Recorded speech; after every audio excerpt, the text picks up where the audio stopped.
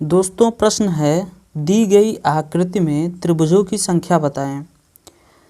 दोस्तों जैसा हम जानते हैं कि हम अगर एक त्रिभुज बनाते हैं ऐसा, तो इसमें त्रिभुजों की संख्या कितनी होगी। अब ये टोटल एक ही त्रिभुज हुए, लेकिन अगर हम इसमें एक वर्टिकल लाइन खींच देते हैं ऐसा, तो अब त्रिभुजों की संख्या कितनी होगी। तो हम इसको काउंट करते हैं। एक ऐसा होगा और एक इधर से एक त्रिभुज होगा 2, और एक टोटल पूरा 3 त्रिभुज।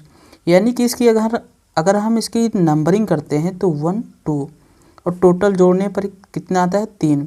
यानी कि इसकी एक ट्रिक जनरेट हो गई कि इसकी हम नंबरिंग करके इसके टोटल त्रिभुज को हम ज्ञात कर सकते हैं। तो आइए हम इस प्रश्न को करते हैं ऐसे।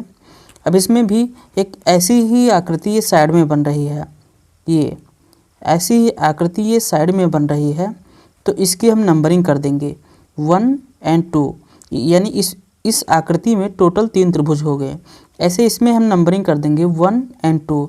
यानी इस वाली आकृति में हमें 3 त्रिभुज प्राप्त हो गए।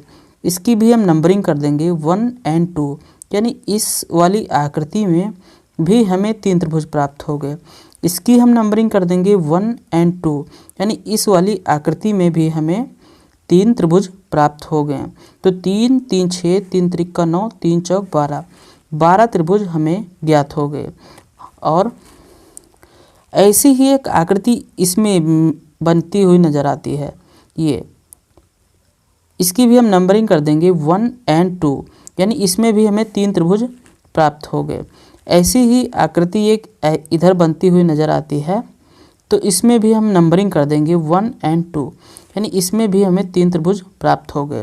अब दोस्तों हमने ऐसे एक त्रिभुज इसको मान लिया है, ऐसे मान लिया है। अब हम इसको हॉरिजॉन्टल लाइन है इसको भी करते हैं।